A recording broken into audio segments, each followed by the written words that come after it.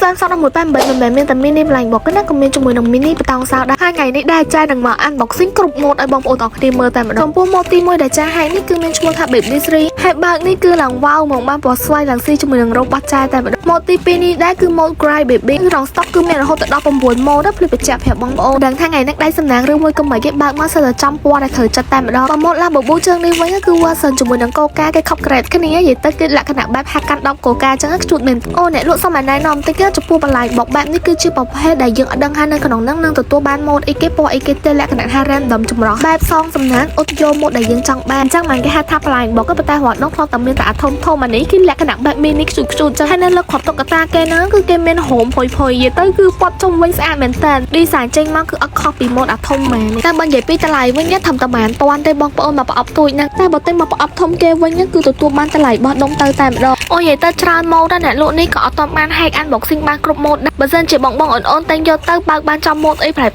ក៏ភ្លេចមែនសិនចាយស្លាប់សពចូលផងណាចូលមក unboxing ជាមួយនៅប្រភេទបតោងម្ដងនេះគេមកប្រអប់ធំគេនេះមានរហូតដល់32កញ្ចប់តូចគេមានកូនតុក្កតាឲ្យមួយហើយមានបតោងសាឲ្យមកកញ្ចប់ត្រាំតែ1000ទេណាបងប្អូនស្ដាប់អត់ច្រឡំមេទិញច្រើនគឺតម្លៃក្រៅ1000ទៀតអូយចានិយាយពីថ្ងៃហ្នឹងហែកមកបានសិនតែម៉ូតខ្ជូតទាំងអស់ហ្មងអត់មានព្រៀងតុកទេព្រោះដោយសារអ្នកលក់នេះក៏អត់ដឹងថានៅក្នុងហ្នឹងនឹងមានម៉ូតអីដែរមកកុំឲ្យថាអ្នកលក់នេះចេះតែនិយាយក៏ហោះបើសិនជាអត់ជឿទេអាចធ្វើការមកដល់ទីតាំងផ្ទាល់មើលអាវ៉ាន់សិនក៏បានឬមួយក៏ឆាតមកសិនក៏បានដែរឆាតមកគ្រាន់តែសួរតម្លៃសិនក៏អត់អីដែរណាតែនិយាយឲ្យថាអាវ៉ាន់សិនតែខ្ជូតទាំងអស់ហ្មង